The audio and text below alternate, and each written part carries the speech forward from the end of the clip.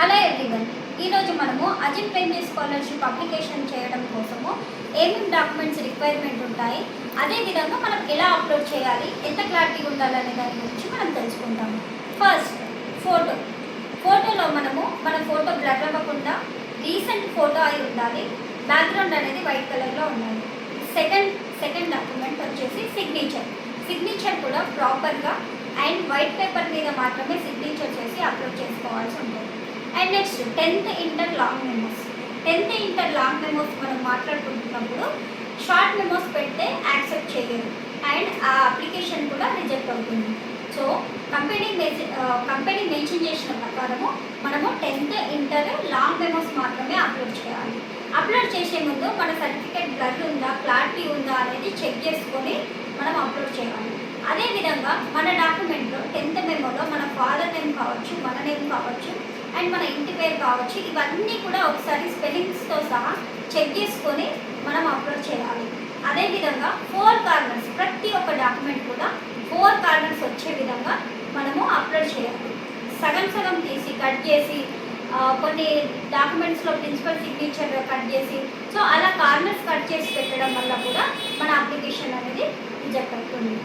So next bank account upload చేసే ముందు మనం అందులో చెక్ చేసుకోవాల్సింది ఏంటి అని అంటే మన బ్యాంక్ అకౌంట్ అనేది యాక్టివ్లో ఉందా లేదా. నెక్స్ట్ థింగ్ వచ్చేసి ఏంటిది అని అంటే ఐఎఫ్ఎస్సి కోడ్ చేంజ్ అయిందా లేదా. ఇన్ కేస్ చేంజ్ అయి ఉంటే కనుక మనం దాన్ని అప్డేట్ చేసుకోవాలి. బ్యాంకుకి వెళ్తే వాళ్ళు స్టాంప్ వేసి మనకి ఐఎఫ్ఎస్సి కోడ్ అనేది ఇవ్వడం జరుగుతుంది. అదేవిధంగా బ్యాంక్ అకౌంట్లో మన డీటెయిల్స్ ఏ విధంగా ఉంటుంది, ఇంటి పేరు కావచ్చు, మన పేరు కావచ్చు, ఫాదర్ నేమ్ కావచ్చు, అన్ని స్పెల్లింగ్స్తో సహా చెక్ చేసుకున్న తర్వాత 4 కార్నర్స్ ఫోటో తీసి క్లియర్గా అప్లోడ్ చేయాలి. నెక్స్ట్ వచ్చేసి ఆధార్ కార్డ్లో మన డేటా అంతా క్లియర్గా ప్రాపర్గా ఉందా లేదా అనేది చెక్ చేసుకోవాలి. Front and back Aadhaar card ప్రాపర్గా మనము ఫోటో తీసి అప్లోడ్ చేయాల్సి ఉంటుంది. అందులో కూడా మన డేట్ ఆఫ్ బర్త్ 10th సర్టిఫికేట్కి మ్యాచ్ అవుతుందా లేదా అది చెక్ చేసుకోవాలి.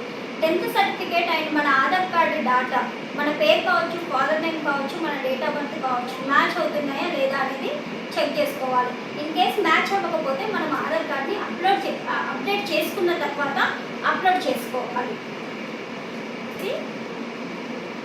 నెక్స్ట్ మనం ఇవన్నీ కూడా ప్రాపర్గా మెన్షన్ చేసుకోవాలి. ద ఫైనల్ డాక్యుమెంట్ వచ్చేసి బోనోఫైడ్ని మనము బోనోఫైడ్ అనగానే చాలామంది 10th inter 5th class bona fide అనేది అప్లోడ్ చేయడం జరుగుతుంది. సో అవి కంపెనీ వాళ్ళు మెన్షన్ చేయలేదు.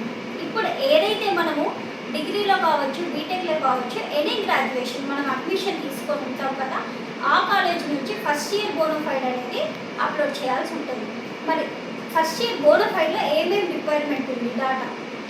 సో ఫస్ట్ డేట్ ఉండాలి, అడ్మిషన్ నెంబర్ ఉండాలి, కాలేజ్ స్టాంప్ ఉండాలి అండ్ ప్రిన్సిపల్ స్టాంప్ ఉండాలి, తర్వాత ప్రిన్సిపల్ సిగ్నేచర్ ఉండాలి.